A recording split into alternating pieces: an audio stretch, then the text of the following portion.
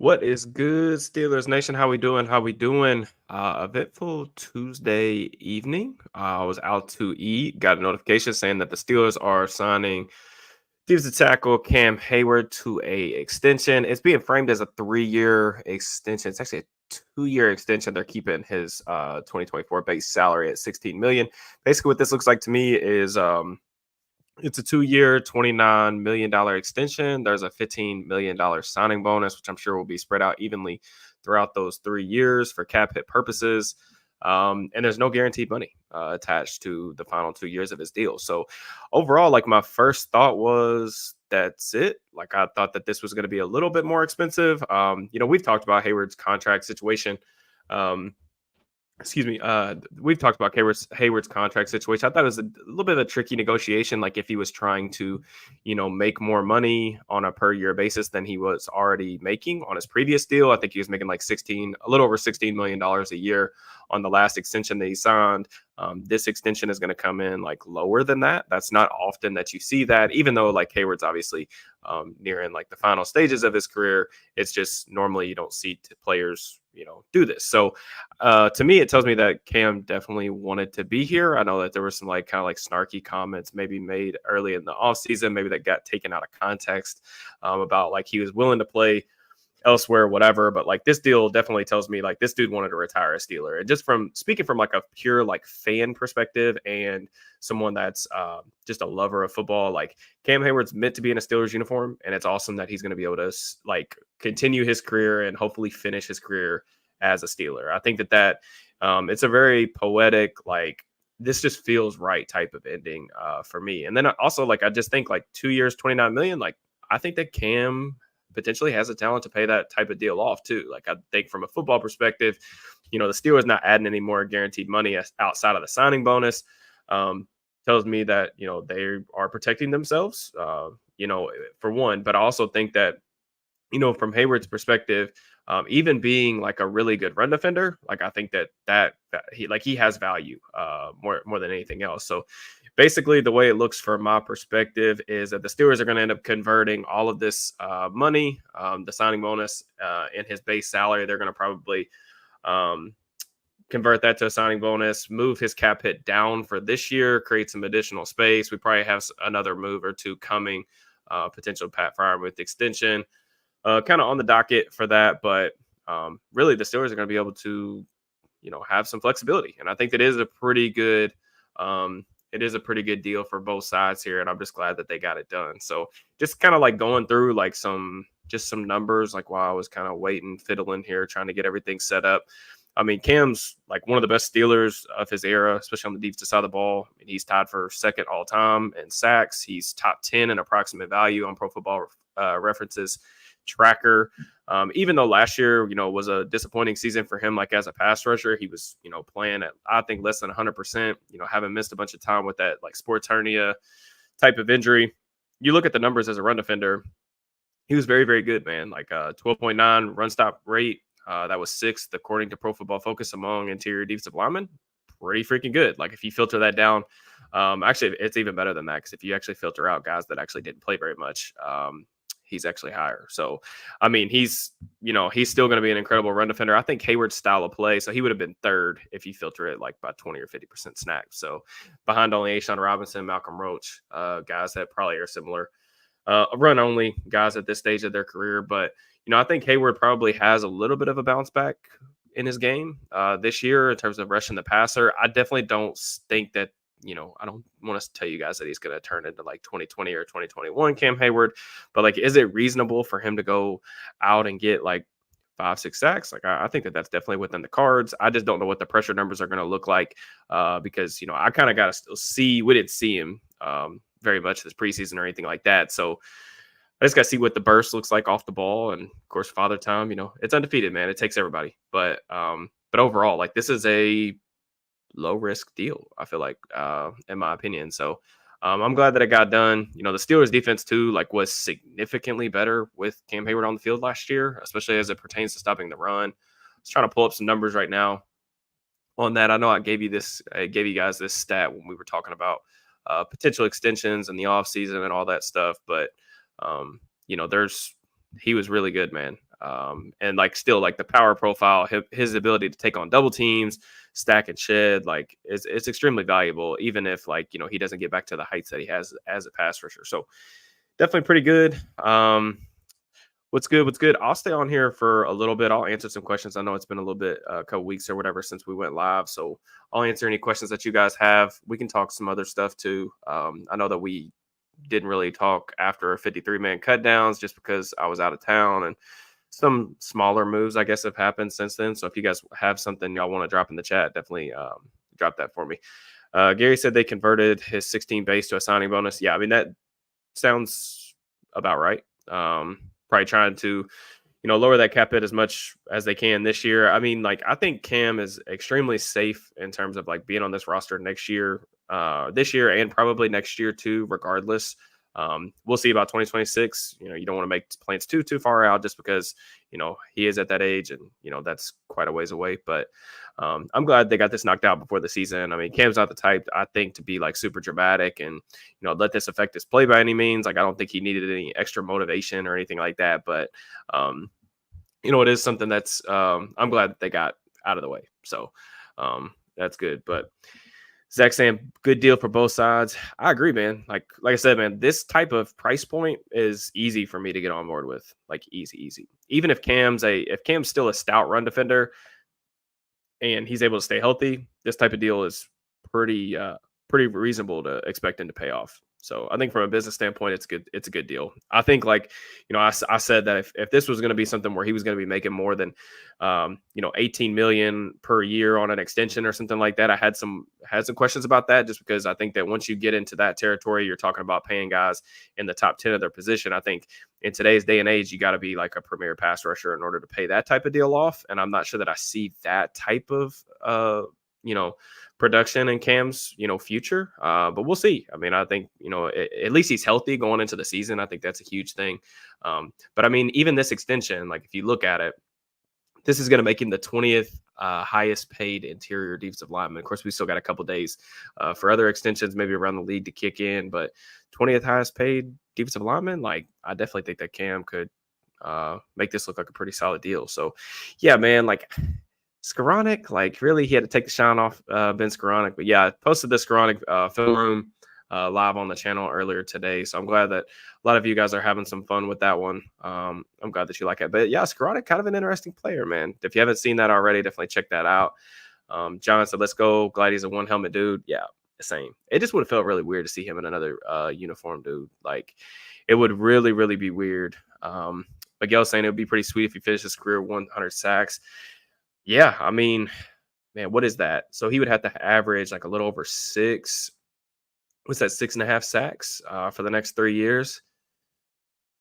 It's a tall task, but like, I mean, maybe if he does have, maybe if he does have a huge bounce back this year and he's able to look into, 8, 9, 10 sacks or something like that, that's definitely doable, right? And the other thing with this too, like, I think if you look at the Steelers roster, they don't exactly have, like, I think the depth pieces played better than I probably expected through training camp. And even in preseason, we did see some encouraging things from some of their younger players, but they don't exactly have like a Cam Heyward replacement waiting in the wings. I think it's hard in general to replace a guy like that, somebody that's extremely good against the run, but has also been like such a productive pass rusher throughout his career. Like I said, one of the best Steelers full stop of his era. It's going to be hard to replace that regardless, but they don't actually have anyone, in my opinion, waiting in the wings. So it would be really good for them, man. It would really good for them. Maybe a hot take, but I'd put him second under Joe Green as the best defensive lineman in Steelers history. Woo! There's been a lot of good Steelers defensive linemen, man. But I think, I mean, you look at the numbers and the accolades, man, I definitely think that there's a case to be made for Cam to be there. I mean, he's had a phenomenal career. It's kind of funny too, because like I remember, I was on Twitter back when Cam was a youngin, putting out random Steelers thoughts and stuff into the abyss. But a lot of people were on Cam's case like early in his career, man. Like he got off to a super slow start. Like he wasn't starting immediately for those first couple years. He was struggling to get on the field. Wasn't all that impactful when he was on the field. And he just kind of freaking took off. Developed into quite a player, man. Some guys just develop at different trajectories. And, Cam's been about as reliable as they come, man. Like when he's been healthy, there's been very few people that have played that position better over the course of his career. So I would love nothing more than for like them to be able to get him, not just like like a playoff win, but a playoff push. I think everybody would love to get him a Super Bowl, but he's a guy that deserves to go out in one helmet. So it's all cool stuff. It's definitely good vibe. It's a good vibes type of move. With Farmer's high usage, it'd be smart to get him done. Yeah, I mean, here's the deal. Like, I think, and this is just my opinion, I think the Freiermuth extension is going to be done sooner rather than later. But I also could definitely see a scenario where like people see the numbers and they kind of freak out about, oh my gosh, look, it's so much money, yada yada. But I think that's another deal that we can talk about. I just think that Freiermuth's usage in this offense is going to be sky high, like sky high. It's going to be bigger than like what he's been. Like he's just going to have a bigger role. Like he's going to, like I even talked to Pat when I went to training camp. Of course, we've had him on the channel, but I talked to him a couple times at training camp, and he was even telling me like the stuff that Art has in the works for him, and Pickens just to be more involved in the game plan, like be featured more in the passing game instead of just going out there and run routes that seem without purpose, or putting him on the front side of the progression, like actually running specific plays for him to get the ball. He's going to have a lot of opportunities. So yeah, I mean, it's not gonna getting the deal done right now is a better move, in my opinion, than waiting for him to potentially, blow up this season in this offense where he has like career highs across the board, and then being up against the, the free agency window to where you either got to feel like you have to tag him or you have to maybe potentially like pay more than you were going to pay right now. So the failed attempt to get BA, no, oh, I think the probably draft, right? It's always tough. Like free agency is weird because I think like the second wave of free agency, second wave of free agency wide receivers, in my opinion, they always seem to get like overpaid. But there were like some depth guys, and we talked about throughout the offseason that I actually liked quite a bit for the Steelers. They just chose to pretty much ignore them all.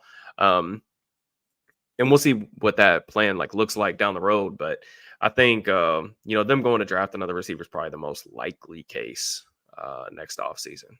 But honestly, I haven't even looked at the free agent receivers for next year. It just seems like all the really, really good receivers, like if they don't stay with their current respective teams, they end up getting traded and then extended. Like I'm trying to just think about all the different guys we've seen traded at that position. Tyreek Hill, guys like that. AJ Brown get traded and then extended. Seemed like that was potentially the course for BA, but just tuned in. I mean, it's a deal that frees up more money, yes, but it just depends on how they want to use that money. Of course, you can always roll the money over. Steelers weren't necessarily like up against the cap or to where they needed to make this deal for that specific reason. But yeah, it's gonna free up some money for sure. I agree, man. It's just good to like put this one in the rearview mirror. The last week before the season, the Steelers kind of wait until the last minute to do a lot of these types of deals or extensions anyway. But yeah, it's good to just get it done. What numbers would you guess for a Muth deal? Yeah, Brad does fantastic work. I can tell you that number is way too low. Way too low. I like Brad a lot. And he's normally like super, super accurate with contract stuff. That number is way too low, though. I would say this is probably closer to what he's going to end up getting. But he's going to get paid like a top 10 tight end, though. Definitely going to get paid like a top 10 tight end. Do you see a pathway when Skoranek and Johnson get called up? Yeah, I mean, I do see a path for like one of those guys. I mean, Johnson has a familiarity with Russ. I'm sure they brought him in here for a specific reason. I did a cut up for the members, which Austin is a member, so he already knows this. But I did a cut up of Brandon Johnson's catches with the Broncos last year for the member playlist, and then I just posted the Skoranek film room. I think the big thing with Skoranek for me, he's just kind of interesting because he's intriguing, like wide receiver 4, wide receiver 5 type, but he does a lot of the stuff that I think Arthur Smith would like. He blocks his tail off. He plays special teams. He's big. He's like 6'3", 225. That's all. Those are all things that I think help you get in his good graces, but also like his flexibility in terms of the ways you can deploy him as a blocker, like him lining up in the backfield. And the Rams did some really cool stuff with some 2-back formations. And I just look at the roster right now and it's like, who's playing fullback right now? Like, I think Skoranek could probably do it better than anybody they've got on the current roster. I mean, I know Michael Pruitt did it many moons ago with the Titans under Arthur Smith. I mean, we haven't seen Connor Heyward really do any of that in the pros, at least. Jack Coletto's on the practice squad. They didn't keep him on the 53-man roster. I mean, if you look at the Falcons just last year, I mean, they were 17% with a fullback on the field. So are we just doing away with that percent? I mean, that's a pretty big chunk to just do away with out of your playbook.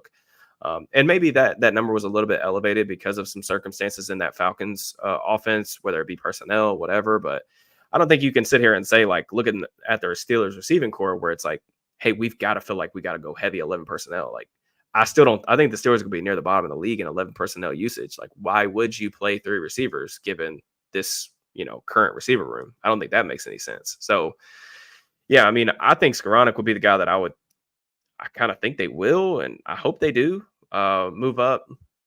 To me, Miller, Austin, and Roman all are like kind of repetitive skill sets. Excuse me. So all kind of like repetitive skill sets to me, just in terms of like body type, the way they win. I mean, they're not 1-for-1 players by any means, but the way that they probably need to be deployed are fairly similar. So at least within this offense. So yeah, I mean, could they be? I'm interested to see what the package looks like this week for Roman. Does he get a helmet? If he does get a helmet, like how many snaps does he see? He's a guy who hasn't played in over a month, missed a lot of time. I would like for him to dress. I think it would be cool if he did. Maybe they can just get him out there on 5-6 plays and have him run a bunch of crossers like he did at Michigan. And say like, hey, if you can create one explosive play for us against the Falcons, this is worth giving you a helmet. Like I think it would be. So kind of interesting. So I see we got like 50-something people in here. I appreciate you guys tuning in. If you have any more questions, please drop them in the chat. If you guys could too, make sure that you like the video. Helps get this thing out to as many people as possible. I did a long like community post today. If you haven't seen that, go check that out. But really just detailing like the schedule of what we're going to be doing. So like my idea for the rest of this week is I'm planning on doing one more film room for the members channel, or for the channel members, excuse me. And then we're going to do, of course, the preview, post-game show, recapping the game on Sunday and all that stuff. But it's a good idea to have like notifications turned on for the channel. Just because it notifies you when I go live, especially like when breaking news like this happens. And, if you want to get information or want to get my takes on what's going on, this is definitely the best way to do that. But also like it informs you like whenever I drop videos and stuff. And then the membership channel, like if you become a member to the channel, you get early access to videos. I see we've got plenty of the channel members in here right now. They can kind of attest to that.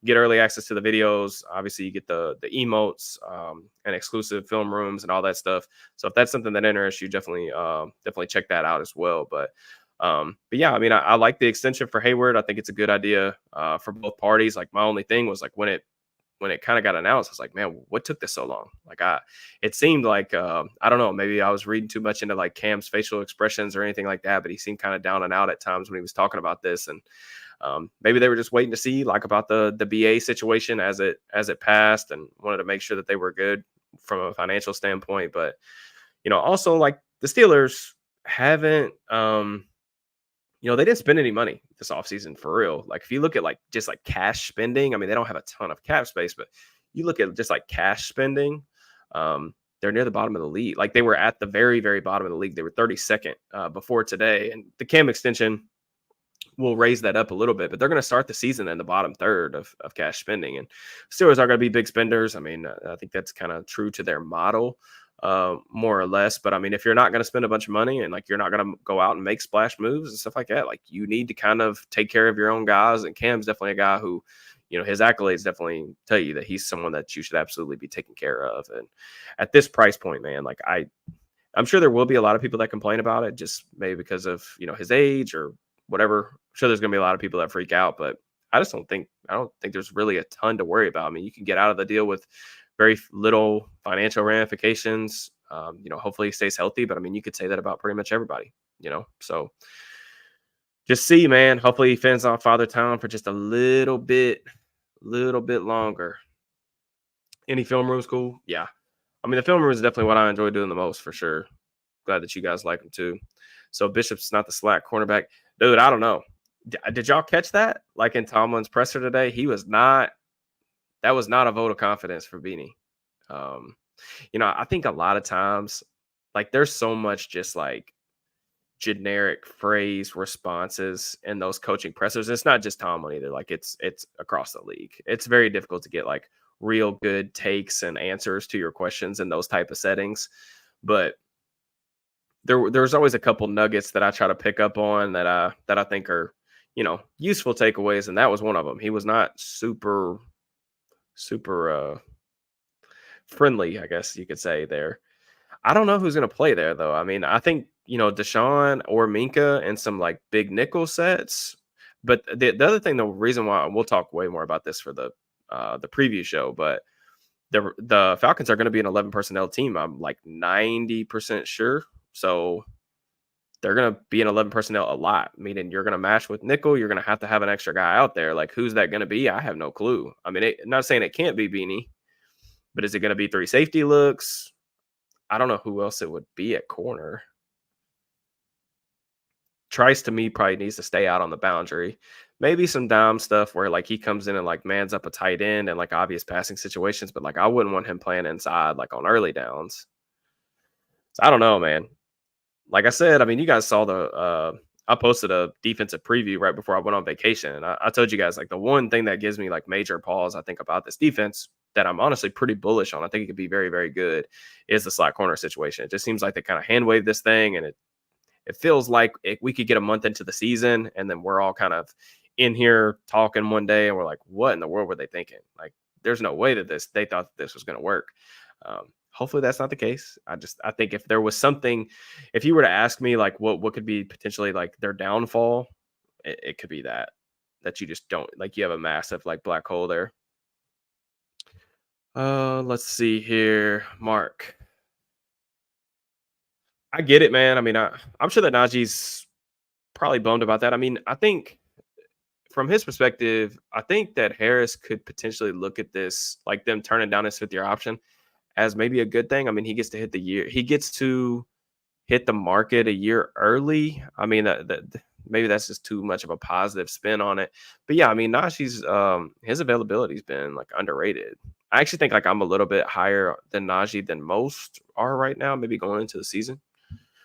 But yeah, I mean, that was always the kind of frustrating thing though. Like, going through that draft cycle was like, we knew that they were going to take a running back in round 1, but if you're going to do that, it's just tough because you're acknowledging when you're taking a 24-year-old running back that he's only going to be there for a max of 5 years. It looks like we're only going to get 4 just because they didn't pick up the option. But running backs, the shelf life is just so short. So that's why I like, invest in first round picks. And I know they picked him like later in the first round, but it's just tough.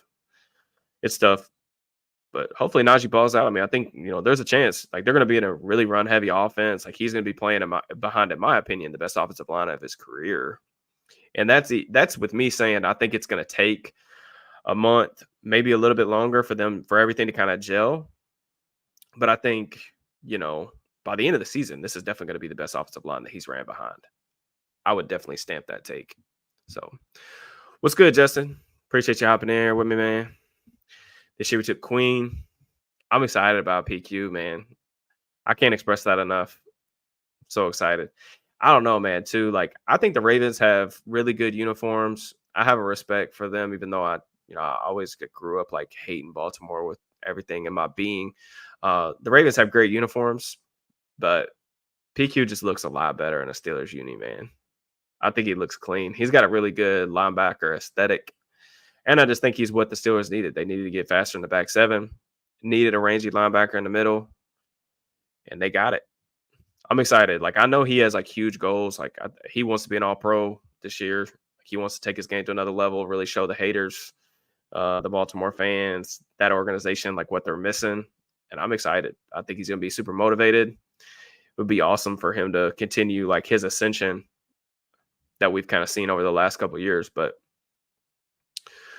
all right, any more questions? I've got some carry out upstairs that I'm going to go eat that I picked up before the news dropped. So I'm going to go eat some dinner. If y'all haven't already, check out the Biscaronic Film Room. kind of a sicko film room, but somebody that I'm kind of intrigued by. I think is definitely worth a watch for you guys. Definitely check that out. As always. Oh, another thing. Be on the lookout. I think most of you guys, I know a lot of you guys have Twitter, but I will be posting a giveaway tonight. Okay. So like be sure to go over there. I'll be posting a giveaway tonight for some free gear from Homage. I'm gonna be giving away a t-shirt and I may be giving away a second one. We're gonna give away some Homage merch, and then we're also gonna be giving away a SM Plus subscription for Steelers Now. So I'm gonna be doing some giveaway stuff. Mainly because like your all support throughout the offseason was phenomenal. We're closing in on 8,000 subs. That was my goal before week 1. I'm not really sure if we're 100% going to get there. We're like 50 short right now. We will see what that looks like. But your all support this offseason definitely was fantastic, and I couldn't be more appreciative and grateful of that. So who knows? And then, we'll hop back on here. Hopefully there's another extension that's going to, take place in the next, 24, 48 hours. Hop back on here, review that. And like I said, I've got hopefully going to knock out another film room at some point, at least for the channel members for sure here in the next, couple days or so. And then we'll get into game week, man. Previews, recaps, all that good stuff. So I'm super excited about that. I know you guys are really excited about the opener as well, but man, I cannot express how much I am glad that football is back just to like fill the time. And, we've spent all offseason talking about all these hypotheticals and breaking down the roster and the scheme and the players down to the finest of fine details. But it's just going to be cool to actually see like what the product looks like on the field. And I'm super excited about that. So, and I'm going to Indy to see the Steelers play here in about 3-4 weeks. So, I'm excited about that too. So if you guys are going to the Colts game, be sure hit me up. I'll remind y'all that week, but I'm excited about that. Been a little bit since I've been in the Colts stadium. So, but yeah, I appreciate you guys. I will post some stuff in the description just in terms of like links to go get your gear at Homage. Again, make sure check out the Twitter giveaway. You will have to be a subscriber in order to win the giveaway, kind of common sense. But yeah, I'm excited to give some stuff away and give away as much as I can over the course of the season. But I will check you guys later. Enjoy the rest of your day, so long as no more news breaks. Peace and love.